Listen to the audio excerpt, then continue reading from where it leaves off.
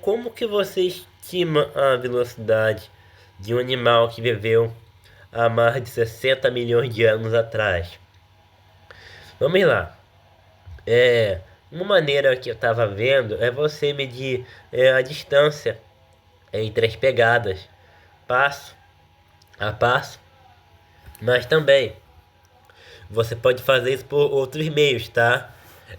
Quando você encontra é, uma trilha de pegada fossilizada, você vai medir o comprimento da pegada, o tamanho do pé. Como eu já falei, a distância entre as pegadas consecutivas, já falei também.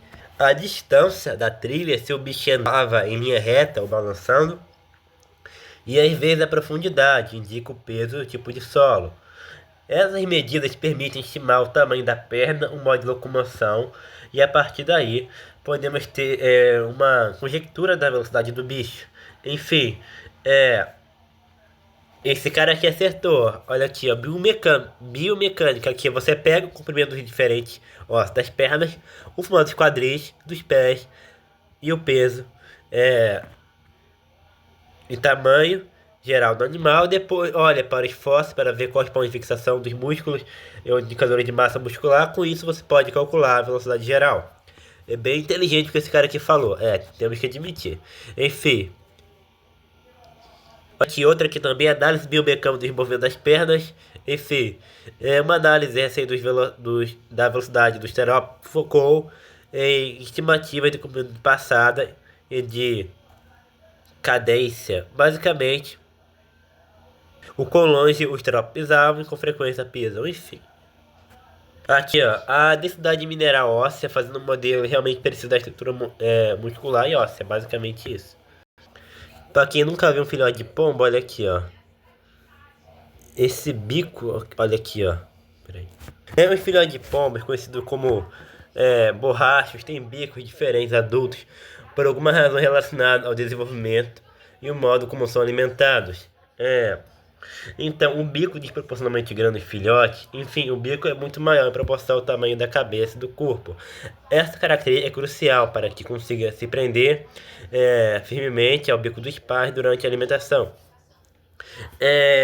Se você não sabe, os pais pombos alimentam os filhotes com uma secreção nutritiva chamada leite de pombo. Não é leite de verdade. É produzido no papo, uma parte do esôfago, tá? Só mamífero tem leite.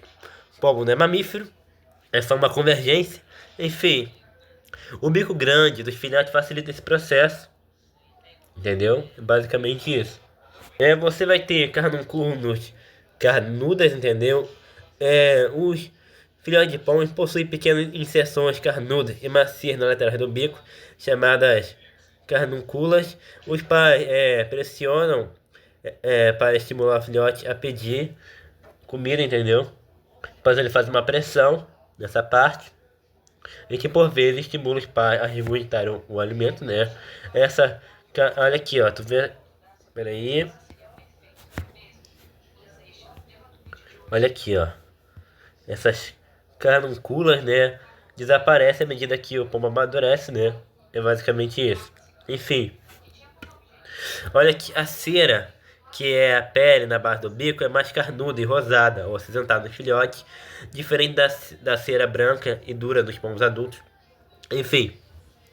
Com o tempo que o filhote cresce, as proporções do bico se ajustam, entendeu? A de um pombo normal. Enfim, é basicamente isso. Por estarem no ninho, até se parecerem com adultos, as pessoas raramente veem filhotes com bicos distintos. O que leva a impressão que pombo não tem filhote, mas não, os filhotes ficam escondidos. Meus amigos, filhotes de pombo ficam em locais altos, escondidos com barreiras de prédios, telhados, pontes, chaminés, forróis, em buracos em construções. Os pais constroem um ninho ali e alimentam os filhotes no ninho por cerca de 4 a 6 semanas, até que estejam completamente adaptados ao tamanho adulto, né? Totalmente adultos, né? Jovem e adaptados a voar. Enfim, Pão prefere locais seguros de acessar para criar filhotes. Enfim, os filhotes vão ficar ali por um período, enfim, sendo alimentados pelos pais. Quando sai, já tem penas parecidas com os adultos, o que dificulta a identificação, por isso é raro ver um filhote de pombo vagando pela cidade, né? É basicamente isso. Então, esse bicho tinha duas garras. Olha aqui, ó, se você ver aqui, ele tem duas garras raptoriais. O comum era ter só uma. Então, ele tinha duas garras raptoriais em cada dedo devido a um processo de adaptação evolutiva. Como um T-Rex vivia isolado na ilha de Rateg durante o Cretáceo Superior, o que hoje seria a Romênia, ele desenvolveu características únicas, resultado em uma estrutura corporal robusta e pernas e pés mais curtas em comparação com seus parentes mais próximos, como o Velociraptor. Enfim, é, ele poderia usar isso, tipo, para prender presos no chão de forma semelhante como aves de rapinas modernas fazem. Isso tudo sugere que as garras eram mais usadas para apunhalar e segurar do que cortar, igual um gancho isso daqui. Alguns paleontólogos especulam que as garras adicionais poderiam ter ajudado o Balu a escalar árvores ou se empoleirar em galhos mais baixos. Enfim, dada sua constituição mais pesada e robusta, a segunda garra poderia ter oferecido um apoio adicional, caminhar e caçar. Enfim, as mãos, olha aqui, ó. Pera aí. As mãos. É, olha isso daqui, pessoal. As mãos desse bicho. Cara, eu preciso encontrar uma boa representação. Deixa eu ver aqui. Olha aqui, as mãos desse bicho eram menos funcionais, tá? Menores. E sugere que o Baluá dependia muito das pernas poderosas para capturar presas, né? Basicamente isso. Bicho bonito, velho. Outros dromeossaurídeos tinham apenas uma garra em forma de foice no segundo dedo do pé. No entanto, ele evoluiu. O primeiro dedo, né? Adaptou o primeiro dedo que voltou para frente e desenvolveu uma segunda garra grande e retrátil. É basicamente isso, pessoal.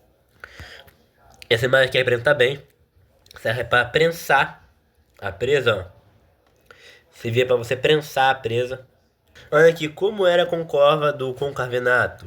Era mais fina e parecida com uma espinha, ou existe a possibilidade de ser mais redonda e gorda, semelhante à de um camelo ou de um bisão?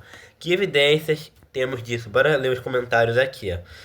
As corcovas de camelos não têm nenhuma correlação esquelética, e as corcovas do bisão são uma consequência da estrutura cervical e torácica deles. Então não dá para comparar um concavenato com elas. A analogia mais próxima seria as velas, né? Mas, tipo, as espinhas vertebrais deles são bem diferentes. Olha aqui o que o Dade falou. Eu não diria, não tem nenhum correlato esquelético.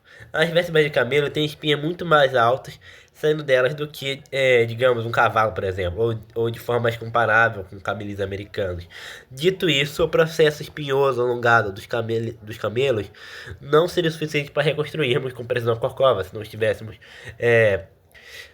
os camelos aqui para ver, né? Mais provável iríamos assumir que haveria algum tecido mais mole de alguma forma, né? Enfim. Cara, eu fiquei pensando se a cor azul nos gatos não causa problemas para ele. Enfim, quando eu tava pesquisando, isso está ligado à surdez, especialmente com pelagem branca. A condição não é regra para os gatos de olhos azuis, mas há uma probabilidade de surdez congênita, né? Enfim, é maior quando a pelagem é branca, tá? Enfim, a ligação se dá por meio de um gene que afeta a migração de células chamadas melanócitos durante o desenvolvimento embrionário. Enfim, melanócitos são responsáveis por produzir melanina, que pigmenta a pele, os pelos e os olhos. Essas células também são cruciais para o bom funcionamento da clóquia, a estrutura do ouvido interno, responsável pela audição. Gato com pelagem branca e azul tem ausência de melanócitos no ouvido interno, causa a degeneração do clóquia, resultando em surdez congênita, né? Enfim, é basicamente isso. Tipo, a probabilidade de surdez varia de acordo com a cor dos olhos do gato, entendeu? Os dois olhos azuis, a chance é maior, de 65 a 85%. Um olho azul, heterocromacia, a chance é de 40 a 30%. Enfim, sendo mais comum a surdez do lado do ouvido azul. E sem olhos azuis, gatos com olhos brancos ou de outra cor, podem. Perdão, gatos brancos com olho de outra cor, eu falei gato de olho branco, perdão. Gatos brancos com olho de outra cor podem ter surdez, mas a probabilidade é 17 a 22%. Enfim, é basicamente isso. Gatos surdos podem viver uma vida feliz e saudável. Eles compensam a falta de audição com seus outros sentidos aguçados. Enfim, é basicamente isso. Gatos surdos podem se comunicar com o dono, usando sinais visuais. Eles são inteligentes, cara. Enfim, é só uma coisa: raças como o gato siamês têm olhos azuis, mas isso é determinado por genética diferente e não está ligado à surdez. Então, pelo amor de Deus, você não vai vir falar pra mim que gato siamês, olha aqui, ó. Gato siamês. Gato sia. Ai, olho azul no gato está ligado à surdez. Então, o gato siamês é surdo. Gente, pelo amor de Deus, gente. O olho azul no siamês está ligado a outra causa, tá? Enfim, é diferente. É diferente, tá? É diferente. Gente, você já reparou que os animais do Pleistoceno eram muito maiores? Mas enfim, isso fica para outro vídeo.